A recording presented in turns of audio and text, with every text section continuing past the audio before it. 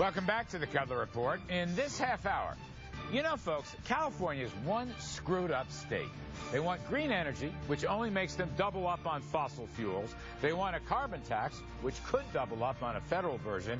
And with a 52% all-in tax rate, I hear all their businesses are fleeing to Arizona.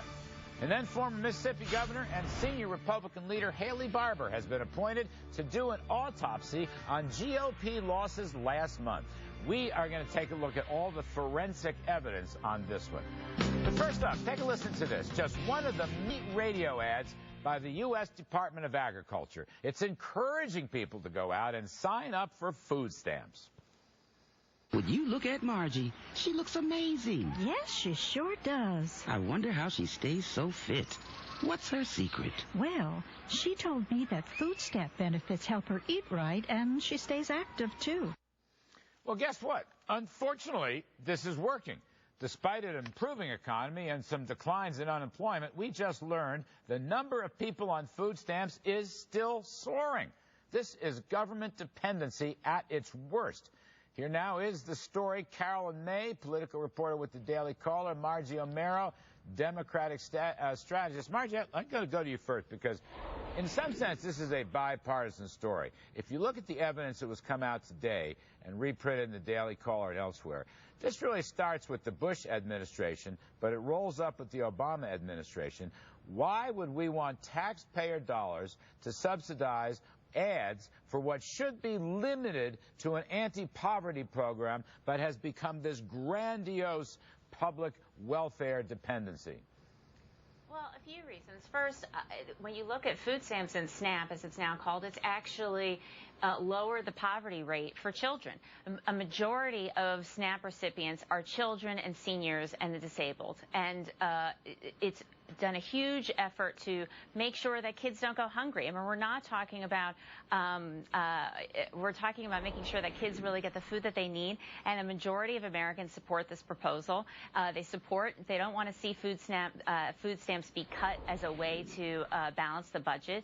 And we've tried the other approach of condescension and blame and denial. Mitt Romney tried it, and it probably cost him the election. Yeah, it may or may not have cost him the election. But Carolyn May, when I hear an advertisement from the Department of Agriculture that says so-and-so is using food stamps and they're losing weight and becoming trim and thin, I mean, that has nothing to do with poverty. That has nothing to do with helping poor kids. That has nothing to do except the government expanding its reach to suck more people into a federal program that we taxpayers have to pay for.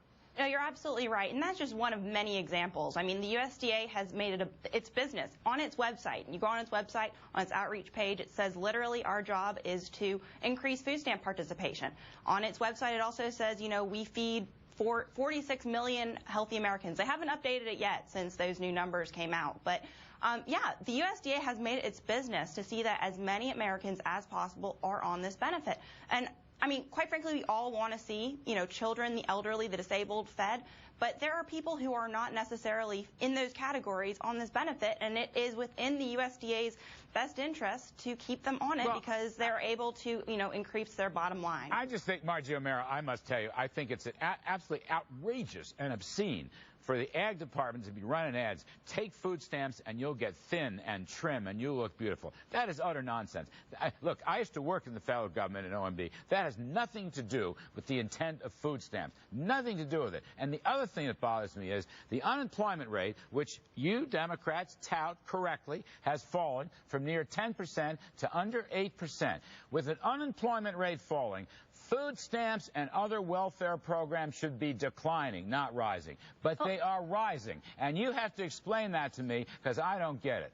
Well, it's projected to decline, and it, you know, they're going to certainly move in concert. And one other thing I'd like to point out, Larry, is Mark Zandi, Moody's economist, who was a John McCain advisor, has said that this is the best way to jumpstart the economy. It's got the biggest bang for its buck. Mark Zandi is a friend of mine. He never said anything about sending out radio ads to tell people to buy food stamps to make them thin and trim. Well, he said that expanding the program. You're not answering my question. I want you to answer my question. You've had a several percentage point decline of unemployment, which should signal a drop in all the anti-poverty safety net programs, which I happen to favor when they drop as an anti-poverty program. This thing is rising. Social Security disability is rising, and it shouldn't be. They should be going south. And I'm going to accuse the Democratic Party of trying to make more people dependent on government programs. Look, do you know how much the average meal per person on food stamps is? It's $1.50 per person per meal. Now, who would, that's not something that anybody would wish on somebody else. I mean, that's not something that people would.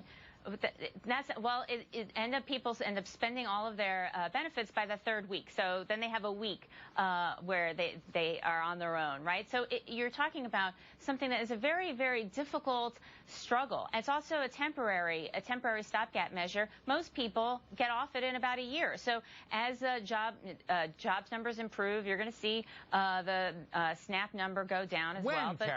When, Carolyn May? This thing's gone up by 20 million. That's gone up by 20 million in this recovery cycle. When are those food stamp numbers going to go down, Carolyn May? Well, in the 1970s, it was 1 in 50 Americans were on food stamps. Now it's currently 1 in every 6.5 Americans. So you can have glass half full, glass half empty. You can, add that extra half percentage point. But the CBO says that prior to the recession, 1 in 11 Americans were on food stamps. And after the recession, whenever that's supposed to end, it's still going to be 1 in every 9 Americans are going to be on food stamps. And that has a lot to do also with the expanded eligibility, that these food stamps have been, basically pushed on Americans who don't necessarily need to be on them. Well, we've moved from cash benefits to non-cash. I'll tell you this. This is an example, you are right, of the expansion of eligibility. I am all in favor of anti-poverty safety net program, but I am not in favor of the Agriculture Department running ads, pushing food stamps for people to get thin and trim and in shape. That is just government dependency at its worst. Many thanks to Carolyn May and Margie O'Mara. Now, folks,